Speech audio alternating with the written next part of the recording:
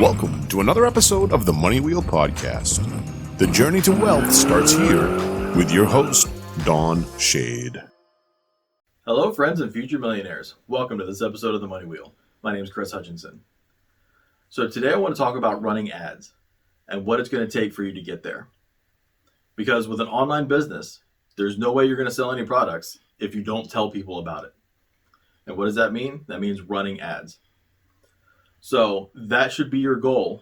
Your first step is, what is it going to take for you to be able to run your ads, whether it's on Facebook, YouTube, or wherever you decide to advertise.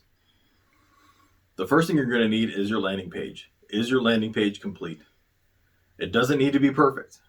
We don't want you to get caught up in making tiny little changes over a month of time when none of it really matters.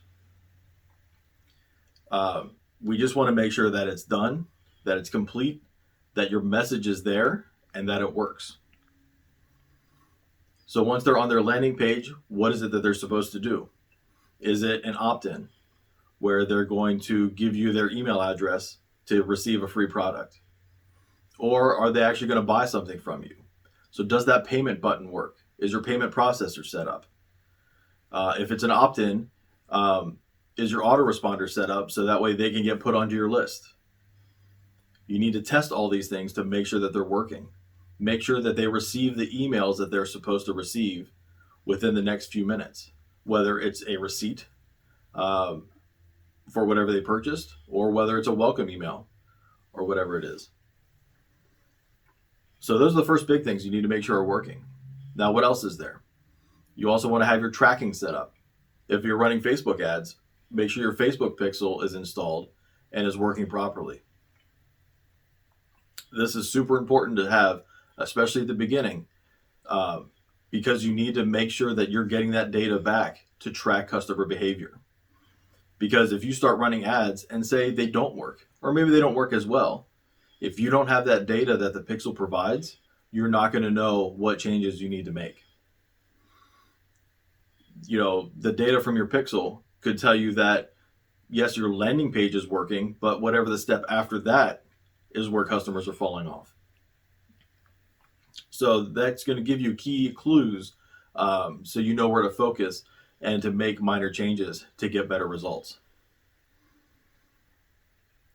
So those are all the things that are off the ad platform that you need to make sure are working before you get started. Then you need to decide, once you're ready to run ads, once all that stuff is good to go, you've tested it and everything is working properly. Now we need to look at, what copy are you going to use for your ad? What's the call to action for your ad? Is it to click here to join a list? Is it to click here to get a free item? Is it to click here to buy? Are you trying to get them on the phone to sell them maybe something a little bit more expensive? So it's to set up an appointment. All those things, you need to make sure you know exactly where you're going with it. And you want to map out your customer journey. So you've got your copy. You've got either a picture or a video for your ad, depending on where you are. If you're at Facebook, you can use an image or you can use a video. If you're running on YouTube, obviously you're going to need a video for that. And the whole goal of this, if your goal is to just run ads, is to just get it done. Make sure it's good enough that everything is there and it's going to work. It doesn't need to be perfect. Because here's the thing, and this is the one thing that I had to learn the hard way, is I would create an ad and a landing page and everything else, and I thought it was great. And said, you know what, I'm going to use this, I'm going to sell 1,000 of these things in the first day. And I didn't. Well, why was it? Well, because the market, your customers, know more than you do. They know what they like and they know what they need.